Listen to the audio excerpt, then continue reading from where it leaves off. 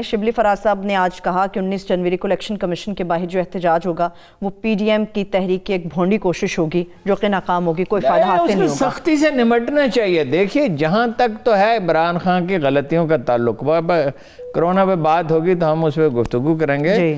جہاں تک تو ہے غلطیوں کا تعلق، تو غلطیاں تو بہت کی ہیں۔ ویکسین کے معاملے میں بھی ابھی غلطی کر رہے ہیں، ابھی کوئی فیصلہ نہیں کر رہے، اس کو ڈیلے کر رہے ہیں۔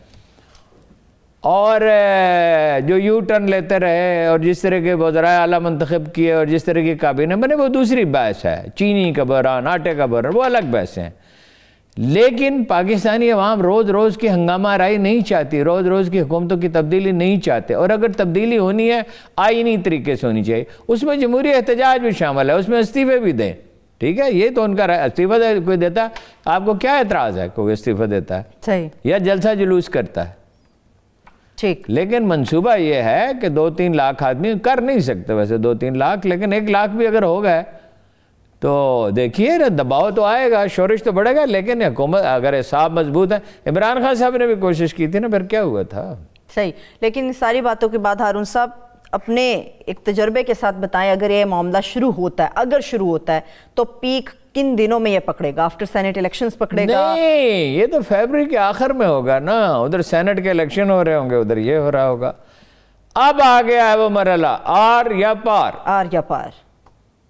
پار نہیں ہوگا، میرا خیال ہے آر ہی ہوگا۔ آر ہی ہوگا، چلیے ٹھیک ہے۔ آر پار کرنے میں بڑی بڑی جماعتیں بھی شامل ہیں، ہارون صاحب پی ڈی ایم کی، نون لیگ شامل ہے، جمعیت علماء اسلام شامل ہے۔ نون لیگ کے پاس ورکر نہیں ہے، جمعیت علماء اسلام کے پاس ورکر ہیں۔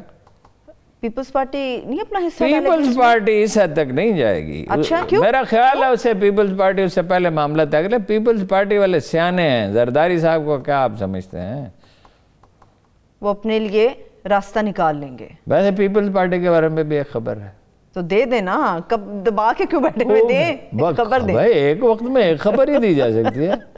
پھوپھی بھتیجے میں اختلافات سنگین صورت اختیار کر گئے ہیں، بلاول بھٹو میں اور ان کی پھوپھی جان میں۔ اچھا، فریال تالپور صاحبہ کی بات کر رہے ہیں؟ جی، فریال تالپور صاحبہ کی۔ وہ ان کے اختیارات محدود کر۔ دیکھیں لیڈر ایک ہوتا ہے، لیڈر بہت سارے نہیں ہوتے۔ زرداری صاحب جو ہیں ان کی صحت تو اب اچھی نہیں ہے، دیکھیے ذہن تو ان کا بیدار ہے، لیکن اس طرح حرکت تو نہیں کر سکتے۔ وہ بتدریج معاملات سونپ رہے ہیں بلاول کو، فریال صاحبہ کو۔ یہ بات فریال صاحبہ کے پاس آزاد کشمیر تھا جب ان کی حکومت تھی، کئی ادارے تھے، سندھ حکومت میں ان کا عمل دخل بہت زیادہ تھا۔ 3 طرح کی حکومتیں تھیں، ایک زرداری صاحب کی، ایک ان کی بہن کی، ایک وزیر اعلیٰ کی، اور اس سے عملی کی وجہ سے مسائل پیدا ہوتے تھے۔ اب یہ ہے کہ اقتدار میں تو آخر کیپٹن تو ایک ہو سکتا ہے نا، 2-3 کیپٹن تو نہیں ہو سکتے۔ زرداری صاحب تو صاحبزادے کو دیکھیے یہ کیسے معاملہ ہے، جیسے اے این پی میں محترمہ نسیم علی جو ہیں جی، وہ بن گئی تھی نا صدر، تو اسفندیار نے ان کا تختہ الٹا دیا، اس لیے کہ بیٹا باپ کا وارث ہوتا ہے اس معاشرے میں، اور وہ انہوں نے اس کو ٹرینڈ کیا ہے۔ تو کشمکش ہے، وہ فیصلے کر رہے ہیں، ان کو محدود کر رہے ہیں۔ تفصیلات اگر چاہیں تو میں کسی وقت بیان کر دوں گا، لیکن آج بہت اہم خبریں ہیں، اس کی تفصیل میں ہم نہیں جاتے۔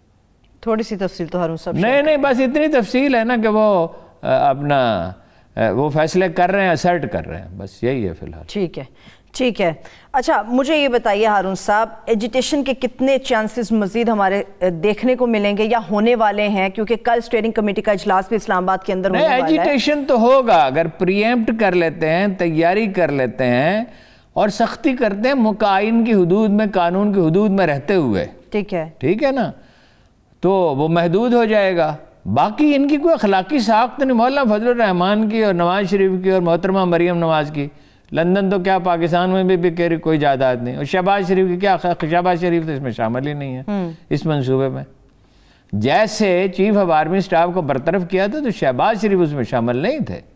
ٹھیک ہے۔ لیکن ہارون صاحب جو رفٹ ہمیں نظر آ رہی تھی شریف فیملی کے اندر، آپ سمجھتے ہیں کہ اس ایجیٹیشن کے موقع پر ہمیں وہ ایک نظر آئیں گے، رفٹ باقی نہیں رہے گی؟ نہیں، شہباز شریف کا کردار تو محدود کر دیا گیا ہے نا، لیکن اس کا نتیجہ ان لانگ ٹرم ہم کوئی پیشین گوئی نہیں کر سکتے، مگر حالیہ لیکن یہ ہے کہ شہباز شریف کا کردار تو اس نے تو کہا محمد علی درانی سے کہ میں تو جیل میں ہوں، میں کیا کر سکتا ہوں، میں تو مذاکرات کے حق میں ہوں۔ ٹھیک ویسے مجھے یاد آ گئی باسی صاحب کے پاس لوگ تو جیلوں میں بھی سیاست کرتے ہیں، وہ لندن میں بیٹھ کے کیوں نہیں سیاست کرتے؟ کریں نا، سیاست کر لیں، سیاست کرنے سے انہیں کس روکا؟ ویسے یہ ہے کہ وہ یہ کہہ کے گئے تھے کہ میں علاج کراؤں گا اور جلدی واپس آؤں گا نا، اور شہباز شریف صاحب نے اس کی ضمانت دی تھی، مگر وعدہ کر کے مکرر میں تو شریف خاندان کا کوئی ثانی نہیں ہے۔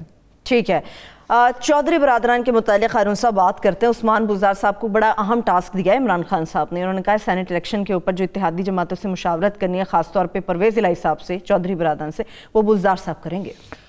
وہ چودھری پرویز الہی کریں گے۔ میرے سامنے کی بات ہے، ایک انتہائی اہم لیڈر، اس کو چیف منسٹر کا فون آیا، نام نہیں بتاؤں گا کیونکہ اس لیے کہ وہ ان کے میں آف دی ریکارڈ بات تھی، میں بیٹھا ہوا تھا، تو تونسا کے ایم پی اے کے بارے میں چیف منسٹر صاحب نے ایک صاحب سے کہا کہ ان سے بات کریں۔ مجھے نہیں یاد کیا مرحلہ تھا، سینٹ کے الیکشن کا ہی تھا میرے خیال میں، یا کوئی بہت ہی نازک معاملہ تھا بہرحال۔ تو وہ انہوں نے کہا کہ اگر تونسا کا بھی میں نے ہی مینج کرنا ہے تو چیف منسٹر صاحب کیا کر رہے ہیں؟ بزدار صاحب کو دیکھیے، بزدار صاحب جو ہیں ان پہ ڈیپینڈ کرتے ہیں عمران خان صاحب، لیکن ایک کام بزدار صاحب کر ہی نہیں، آپ ایک ایسے آدمی کو کیپٹن بنا دیتے ہیں، نہ وکٹ لے سکتا ہے نہ رنز بنا سکتا ہے، تو پھر کسی وسیم اکرم سے کہا جائے گا نا، چودھری پرویز الہی پنجاب کی سیاست کا وسیم اکرم ہے۔ وسیم اکرم پلس ہے، وسیم اکرم ہے پلس، تو وہ ہے بزدار صاحب پلس ہیں، وسیم اکرم چودھری پرویز الہی ہے۔ تو مجھے بتائیے ہارون صاحب، جب اس قسم کے حالات ہم چیف منسٹر کے متعلق بیان کر رہے ہیں یہاں پر بیٹھ کے، تو سول سروس کے جو افسران ہیں آئینی طور پہ وہ ان کے انڈر آتے ہیں، ان کی مرضی سے کام ہونا چاہیے، نہیں انڈر نہیں آتے، وہ قانون کے کیسے کام کریں گے؟ نو وہ قانون کے تحت ہیں۔ وہ چیف منسٹر، چیف سیکرٹری اگر با اختیار ہوتا تو یہ میں پھر اٹھا رکھا ہے میں نے اس کو، وہ جو ہے 28,000 کنال زمین جس پہ قبضہ کیا ہوا نون لیگ کے ایم پی اے نے، وہ اگلے ہفتے پہ اٹھا رکھا ہے، تو یہ واقعات نہ ہوتے اگر چیف سیکرٹری طاقتور ہوتا تھا۔ ٹھیک ہے، لیکن آپ یہ جو بات کر رہے ہیں نا، میں نے آپ کے ساتھ بریک کے بعد شیئر کرتی ہوں، اربوں روپے کی پراپرٹی ہے جو قبضہ مافیا سے چھڑائی گئی ہے، خان صاحب کو یہ بریفنگ بھی دی گئی ہے۔ نہیں چھڑائی بھی گئی ہے، مگر کچھ ایسی بھی جو نہیں چھڑائی گئی، ریلوے کی بھی زمینوں پہ بھی ابھی قبضے ہیں، ریاست کی رٹ ہے کہاں، پولیس بے دل ہے، روز آئی جی بدلتا ہے، ان کی تو تنخواہیں بھی بڑھائی تھی، تو پھر بے دل کیوں ہیں؟ آپ کو پتا ہے جب 6 سیکٹری بدلیں گے، جو ابھی تک کی اطلاعات ہیں، اس میں ترمیم ہو جاتی ہے منصوبے میں کہہ نہیں سکتا، جب جناب 2 کمشنر بدلیں گے، 5-6 ڈپٹی کمشنر بدلیں گے، تو کیا ہوگا؟ بے شمار افسر کتنی دفعہ بدل چکے ہیں، ان سے خرابی پیدا ہوتی، جرم بڑھ رہا ہے، جرم کم تو نہیں ہو رہا۔ ہاں، یہ تو رپورٹس ہیں کہ جرائم کی شرح میں بڑا اضافہ ہوا ہے، ہارون صاحب تنخواہیں بھی بڑھائی تھی پولیس افسران کی کہ کچھ ان کا مورال بلند ہوگا، پھر بد دل کیوں ہیں؟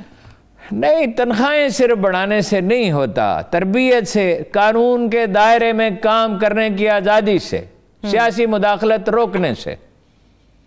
تربیت ہی نہیں ہے، اپوائنٹمنٹس ہی ٹھیک نہیں ہوتی، سفارشوں سے، ادھر لاہور کے تو آدھے پولیس افسر جائیدادوں کا کاروبار کرتے ہیں، تو وہ جائیدادوں کا کاروبار کرنے والا لا اینڈ آرڈر ٹھیک کرے گا یا قبضہ گروپوں کے ساتھ ملا ہوا؟ بات بالکل درست ہے آپ کی۔